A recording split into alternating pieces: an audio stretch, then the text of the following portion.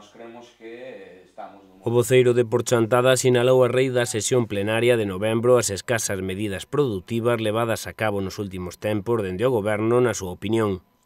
O análise das contas e dos investimentos cara á saída do plan de axuste ten para a CUP unha explicación que vai en detrimento dos petos de parte da veciñanza. Así é fácil sair dun plan de axuste e así é fácil cadrar as contas, pero claro, a conta dos pagafantas. E isto tamén ten unha segunda lectura, que a veces vai relacionada co que dicía antes tamén, de que incluso no rural a veces estamos pagando máis impostos, porque se actualmente no Concello de Chantada nós trouxeramos no seu momento unha moción para aplicar un desconto ás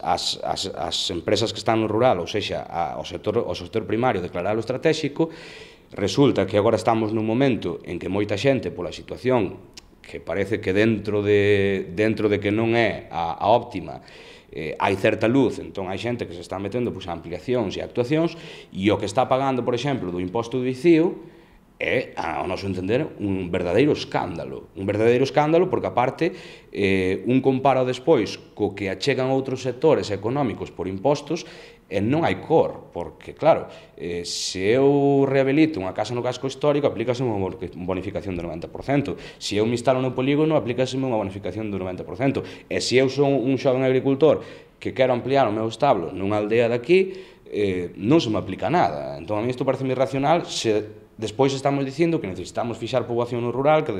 necesitamos apoiar do rural e que Chantada vive do rural, que efectivamente, porque o sector de servizos ou xa é maioritario, pero é maioritario por qué? É maioritario porque sigue fornecendo produtos a esas explotacións do rural e a xente que mantén vivo o rural. Entón,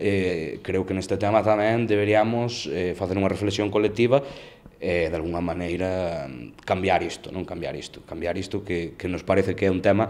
que afecta a un sector fundamental, estratégico para o noso Concello, e que se é estratégico, pois habrá que declarar o estratégico e habrá que tomar as medidas pertinentes, que tampouco se tomaron, nin se prevé que se faga nada ao respecto.